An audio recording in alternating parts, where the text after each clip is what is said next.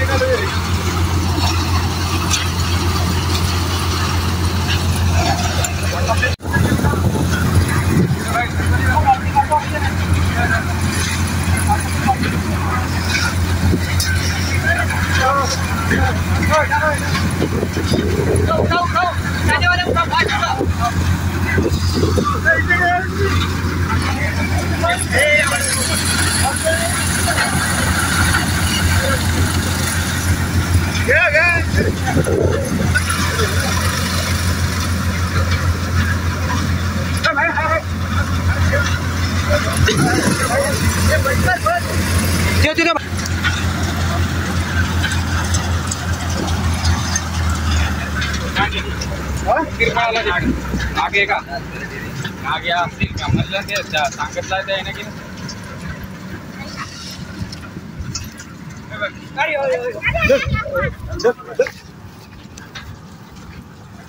बड़े वाले नाकता हो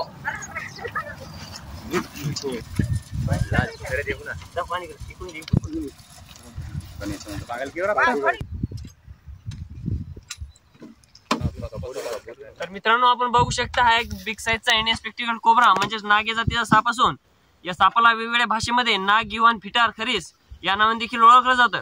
मित्रांनो या सापामध्ये नेरोटॉक्सिक नावाचं व्हेनम असून असा साप चावल्यास कुठलेही झाडफूक तंत्र यामध्ये न पडता लगेच जवळच्या सरकारी हॉस्पिटलमध्ये जा, जेणेकरून डॉक्टर तुम्हाला योग्य वेळेत अँटीस्नेक देतील.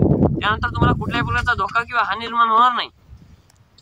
तसेच मित्रांनो असा साप आपल्या घरामध्ये, गोठ्यामध्ये आढळल्यास किंवा घराच्या आजूबाजूला आढळल्यास लगेच जवळच्या सर्पमित्राला कॉल करा, जेणेकरून सर्पमित्र लवकरात लवकर येऊन त्या सापाला रेस्क्यू करतील. त्यानंतर तुम्हालाही कुठल्याही प्रकारचा धोका किंवा हानी निर्माण होणार नाही आणि सापालाही कुठल्या प्रकारचा धोका किंवा हानी निर्माण होणार नाही.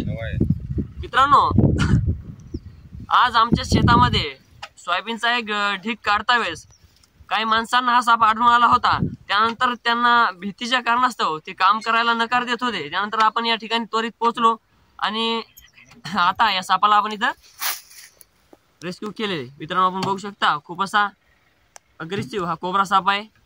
तर चला मित्रांनो बिना टाइम करता लगेच आपण या सापाला इथं पॅक करूयात.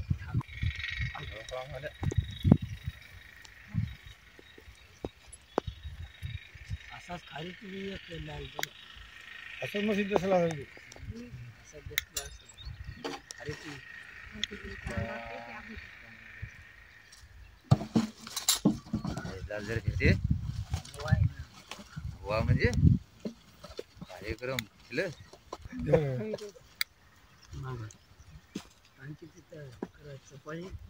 चप्पल नाही प्युअर लाल. तर मित्रांनो आपण व्यवस्थितरित्या या सापाला इथं रेस्क्यू केलेलं आहे. त्यानंतर थोड्या वेळानंतर आज दुपारी आपण या सापाला फॉरेस्ट एरियामध्ये रिलीज करणार आहोत. धन्यवाद. हाय तर मित्रांनो आपण बघू शकता हा एक इंडियन स्पेक्टिकल कोब्रा जो की आपण आज सकाळीच आपले चुलत भाऊ रवी खोडके यांच्या शेतामध्ये सोयाबीनच्या ढिगामध्ये रेस्क्यू केला.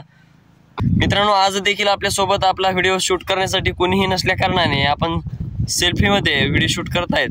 तर चला मित्रांनो बिना टाइम होता लगेच आपण या सापाला इथे निसर्गाच्या सानिध्यात लवकरात लवकर रिलीज करूया.